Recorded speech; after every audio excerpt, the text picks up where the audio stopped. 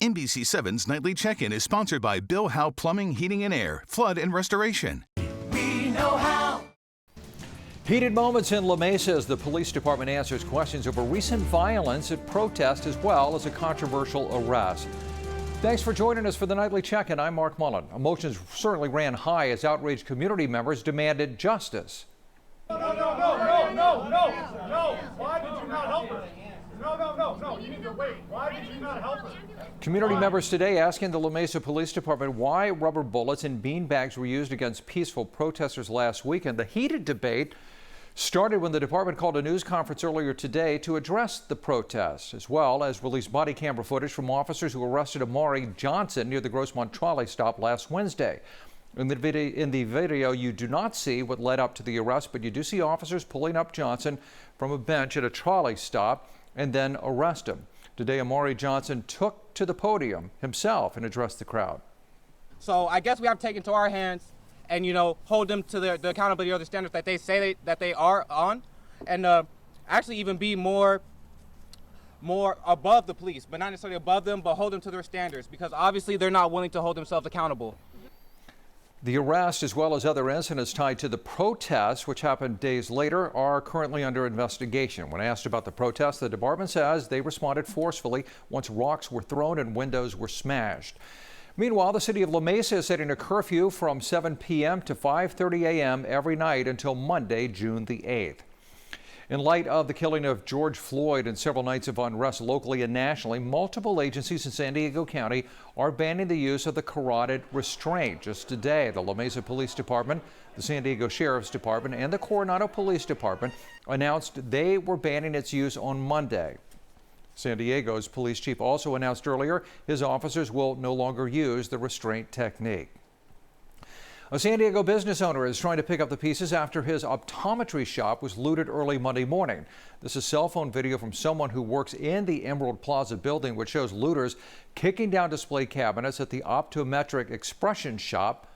Owner Dana Huth says he's still in shock. Looters stole a total of $130,000 worth of glasses. He says even though it is a long road to recover, he doesn't blame the protesters who marched through San Diego.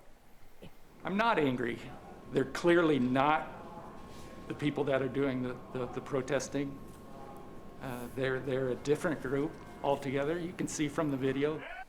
The store owner says he received a federal loan for his business because of the pandemic. He is now hoping that insurance can help restore some of his lost inventory.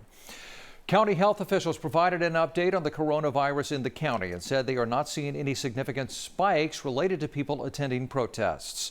Dr. Wilma Wooten said the county will be aggressively monitoring those who test positive for COVID-19 in the next 2 weeks to track where they have been. She said this is not happening because of the recent protests, but because of all of the local reopenings in general.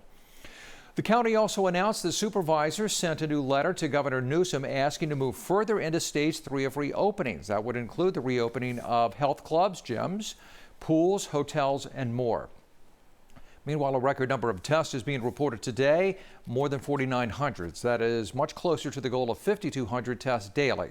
In total, the county has seen nearly 7,800 positive cases, and sadly, 283 people have passed away from COVID-19. Fewer people are going to the emergency room as a result of the coronavirus pandemic. That is according to a new CDC study. Researchers looked at 4 weeks of hospital data and compared it to the same time frame from last year. They found that ER visits dropped by 42% this year compared to last. The steepest decline were in women, kids younger than 14 years old, and those living in the Northeast. A beautiful day of sunshine. What about Thursday, and will it be cooler? Here's Dagmar joining us right after this break. NBC7's Nightly Check-In is sponsored by Bill Howe Plumbing, Heating and Air, Flood and Restoration. Call 1-800-BILL-HOWE. Bill Howe. We know how. Bill Howe is open to provide customers with repairs and services. We have taken additional measures to keep our customers and technicians safe. We will continue to provide San Diego with trusted, exceptional service. Because we know how. Thursday Thursday shaping up to be another beautiful day. So pretty much the worst of the heat should be done with as we head in through this Thursday. But for the most part, your temperatures will still be on that warmer side. Remember, the excessive heat warning stays in effect for the deserts. You'll hit a high of about 108 to 110 again today. But as you head towards 7 p.m., you'll start to notice temperatures cooling, staying quite a bit cooler actually for Thursday and continuing for the weekend. Mountains, you will hit the low 80s today, as will the inland valleys under mostly sunny skies. And the coast, you've got the mid-70s. A few low clouds along the beaches, and that's about it. It's a beautiful day across the county. A group of local 6th graders got quite the celebration today in Chula Vista.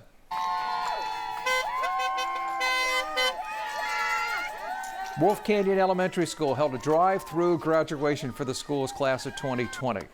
The morning started with an online video for the new grads to watch. Then the festivities started at 10 a.m. on 4 wheels right in front of the school. As you can see, it was filled with posters and balloons to help celebrate.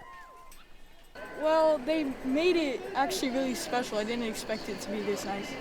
So there's some great teachers at Wolf Canyon. I'm lucky to have them. Many of the graduates and parents with whom we spoke at the graduation said this event was even more special given how difficult the past few weeks have been. Congratulations. That's going to do it for our nightly check-in. Stay safe. Have a good night. I'm Mark Mullen. Take care.